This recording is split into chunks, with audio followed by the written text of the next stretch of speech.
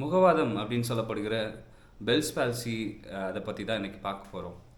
இது வந்து one side of face வந்து பேரலைஸ் ஆகிடும். இதை நிறைய நேரம் என்ன பண்ணுறாங்கன்னா ஒரு மிஸ்ஜட்ஜ் பண்ணிடுறாங்க, இது ஒரு ஸ்ட்ரோக் வந்துடுச்சு அப்படின்னு ரொம்ப பேனிக் ஆகிடுறாங்க. But it is not a stroke. இது வந்து ஒரு லோக்கலாக ஒரு பிரெயின்லேருந்து வெளியே வருகிற ஒரு நர்வ், செவன்த் கிரேனியல் நர்வ்னு சொல்லுவாங்க.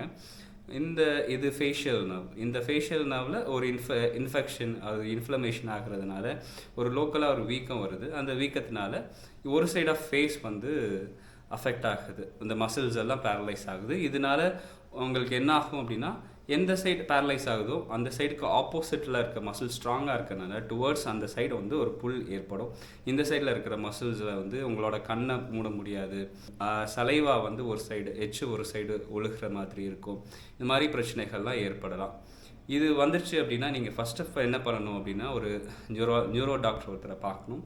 அவர் பார்த்தீங்க அப்படின்னா அந்த இன்ஃபெக்ஷனுக்கான அதுக்கான ட்ரீட்மெண்ட்டை ஸ்டார்ட் பண்ணுவாங்க. அந்த ஸ்டார்ட் பண்ணதுக்கப்புறம் நீங்கள் ஒரு ஃபிசியோதெரபிஸ்ட் பார்க்கணும். ஃபிசியோதெரபிஸ்ட் பார்த்தீங்கன்னா இந்த வீக்னஸ்க்கான ட்ரீட்மெண்ட் உங்களுக்கு ஸ்டார்ட் பண்ணுவாங்க. For example exercise, massage, stimulation அந்த மாதிரியான ட்ரீட்மெண்ட் உங்களுக்கு கொடுப்பாங்க.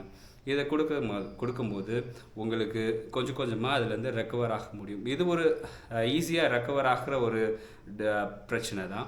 85% ஆஃப் பீப்புள் 100% ரெக்கவரை அச்சீவ் பண்ணிடுறாங்க. ஸோ இது வந்துடுச்சு அப்படின்னா நீங்கள் பயப்பட வேண்டாம். கண்டினியூஸாக நீங்கள் ட்ரீட்மெண்ட் எடுக்கிறது மூலயமா ஒரு 3 to 6 மந்த்துக்குள்ளே நீங்கள் பழையபடி நீங்கள் நார்மல் ஆகிடலாம்.